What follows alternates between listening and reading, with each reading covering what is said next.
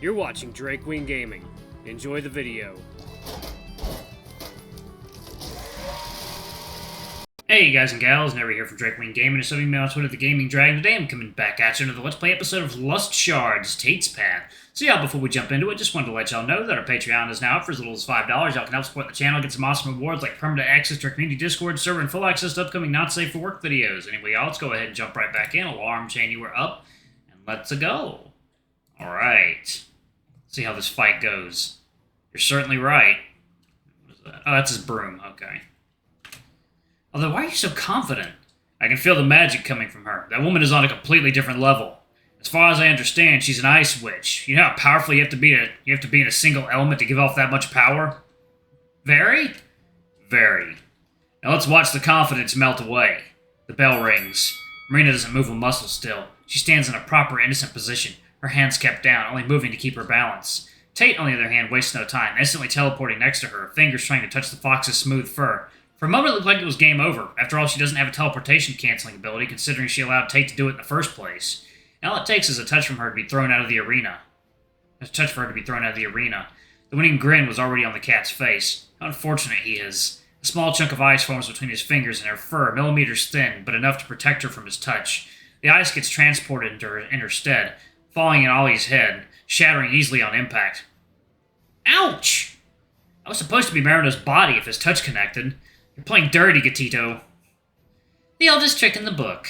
You'll have to think of something else. Each match has some slightly different rules and limitations for Marina, as Oliver explained. Tate teleports away, avoiding an icicle erupting from the ground. Seeing how his plan failed, he keeps his distance, and walks in circles around her, trying to find a new idea for attack.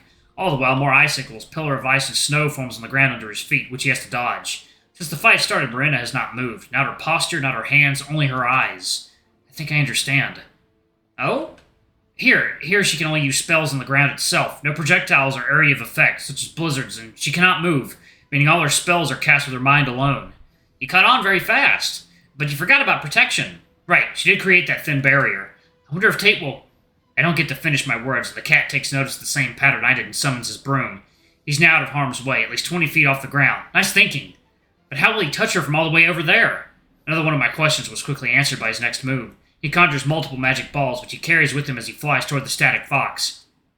She blocks each ball with a pillar of ice. She thought that was it, except she forgot about Tate himself. The cat, in a drive-by attempt, flies past Merina, extending his arm.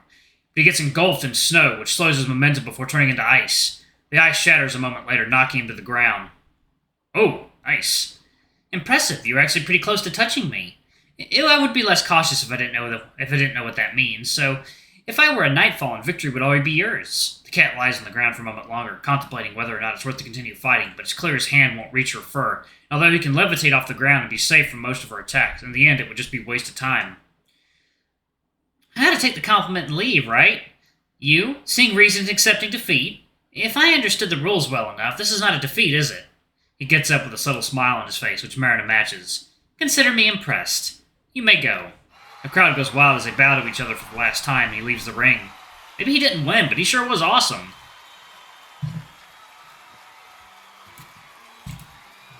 Yep, Kitty Boy's got some tactics. He runs up to me, toppling a couple of people over in the process. Sorry. Before he can ask anything, I can tell his toothy smile is just begging for a compliment. You were awesome! Yeah, I was. So dynamic, so fast, so smart. Stop, you're making me blush. It was quite impressive. I can say right now, you won at least one vote from me. Heck yeah! Hey, Travis, can I ask a favor of you? What is it? It's a weird one, but go easy on Marina. She's obviously holding back, but a recommended student that doesn't know that might go overboard by accident. Of course, easy. Me. Sure. Thanks. I wish I was strong. I wish I was so strong I had to go easy on a leader. Dallon's voice cuts our conversation off. Time for the next first year. A show to remember, isn't that right, Mr. Argus? He remains unmoving and emotionless. Right, Aiden. Next on the list. Sure, everyone, just ignore me. I'm okay with this. We're skipping a first year for medical reasons and jump straight to the next one. Travis White. Everybody cheer. This is a threat. I'm glad Aiden goes above and beyond to make me feel good, but god fucking damn it, medical reasons? Seriously? Why am I not surprised the world fucks me over? Woo! Good luck! Thanks. Oh boy, oh god, she's got a sword out. There's no going back, so I jump inside with basically no plans, just as Marina wanted. Oh boy. Do I have a plan? Do I have any idea what I'll do? Scribbles. Scribbles, I'm panicking. I'm gonna have a heart attack. I'm only now realizing how much trouble I'm in. Why? You have one of the most powerful, useful, and versatile magic techniques out there. I can't use shit, alright? All I can do is charge my phone, something I haven't even told anyone, since I don't want them to treat me like a living charger. And I can make some energy balls. I also shock people if I touch them, that's it. Fuck, what did I get myself into? I had a feeling you'll end up being a weakling. The amount of energy in this body is too low to be as powerful as I was hoping. Fine, I'll make it look like you're doing shit, but I'm not an energy manipulation user, so hopefully nobody realizes I'm actually using lightning. Yes, that works. On one condition. Anything. You go there and show me what you can do on your own. When I see you're struggling or embarrassing yourself above the average norm, I'll come in clutch. Not a fan of this plan. If you want my help, this is what I'm willing to pitch in.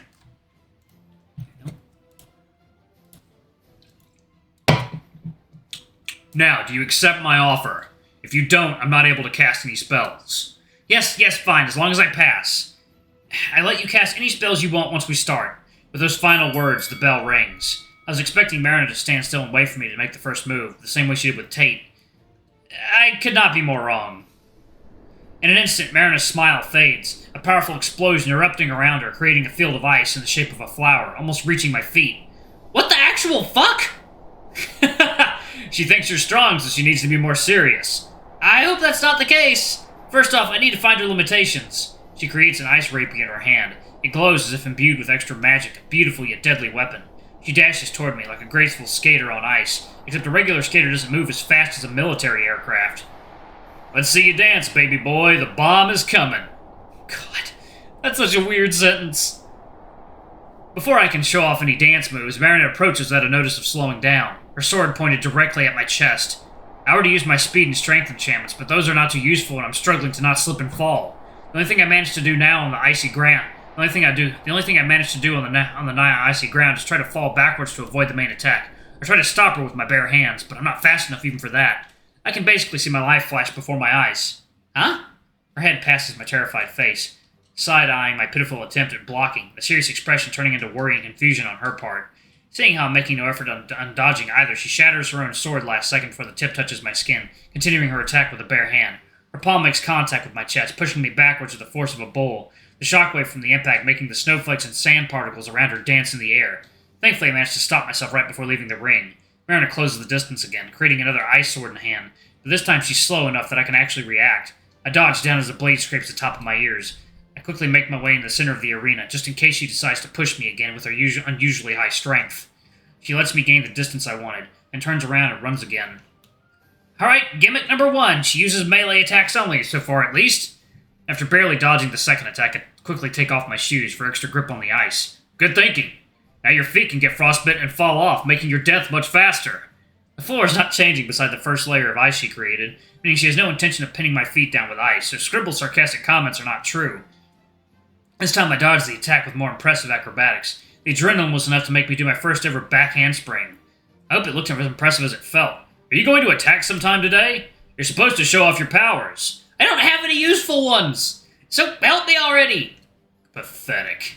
At least I now know you're not completely brain dead on top of being weak. Here, when she comes close, just place your hands on the ice. I do as he says. Marina comes closer at the same alarming speed she did at first, readying her sword. An electric current flows through my arm and into the ice below. Electric particles can be seen across the whole icy surface the next second, except for right under me. A spell like this would obviously be very easy for someone like her to either stop or avoid, but something about the rules of this match make her have to take the whole hit. She probably can't raise her feet off the ice or create more of it other than physical weapons.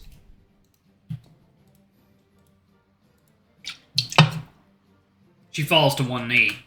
Is this my chance? I approach with my guard still up, ready to touch her, perhaps to make her faint with my electricity.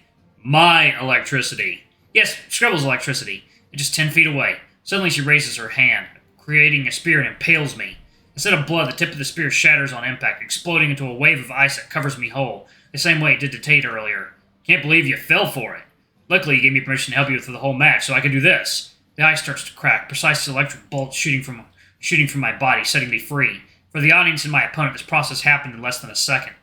This time, taken by surprise, Marina didn't have enough time to create a sword, not enough momentum to swing it as well, so I managed to touch her shoulder. Time freezes. Everyone, including me, stares in disbelief. It's not that surprising. She was using, what, like 5% of her power in this match? Still, she gives a light chuckle and makes all the ice evaporate in thin air. Nicely done, Travis. If I knew about your electric powers, I might have been inclined to hold back even less. That would not have been preferable. What are you waiting for? Shock me. This way everyone will know for sure you won. No. Curious decision. Why so? You spared me earlier, too. Did I? You stopped your sword before it hit me. If you didn't, it would have been game over from the start. My chance of even showing off my powers would have been gone. Heh, you caught on. I admit, since I knew almost nothing about you, I decided to go hard from the start. I swear I didn't know speed was your weakness. Yes, speed. Speed and only that. I take my hand off and take 2 steps back. We bow to each other, and only then did the crowd dare to start making noise, loud, resounding cheers. I turn back to my seat, a grin on my face, almost as wide as the cat's that's waiting for me. Boost of confidence achieved. Why? You basically did nothing. That was all me. You're part of me now, so we're a team. You do not get to own my power. Holy! You were amazing! You actually did it! You got farther than I did! That's a recommended student for you. All the sorcerers followed us, including the nerds we made sign earlier, and they were much more powerful than we thought. 3 of them almost managed to touch Merina. Of course, that's not the task that brings you victory, even if Tate and I made it look that way. Those guys have great tricks up their sleeves. Maybe I could take them under my wing and create a nerd elite team. I doubt that's a good idea. Don't worry, you'd be their leader, and I'd be your king. Tempting, but I must refuse. We waited for Aiden down to present Cole, but his name never came up. Oh, yeah, his device must still be resetting. Does that mean we have to go to detention? Not if they can't catch us. Come on. Ollie, if you tell a soul, I'll put powdered milk in your milk. But that would be too much milk per milk. Then keep your mouth shut. The threat seemed effective, but in the end, futile, since we're met face to face with Dallin and Aiden before we can get out the front gate.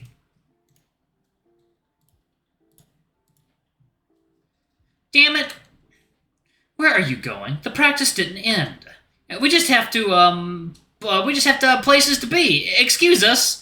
Sorry, Travis. The headmaster sent us after you as soon as he realized Cole can't participate. But that's not fair. Cole's awesome. If his device was functional right now, he'd demolish Marina. I can attest to that. Until he can actually prove it, you two have to be punished. His Holiness has spoken. Does that mean Cole won't be accepted if he can't audition? Oh, no. He'll just have to present his powers in front of the jury after practice, like the good old days. At least there's that. Fine. Let's go, Travis. I don't have magic to teleport away anyway. Merina was kind of tough.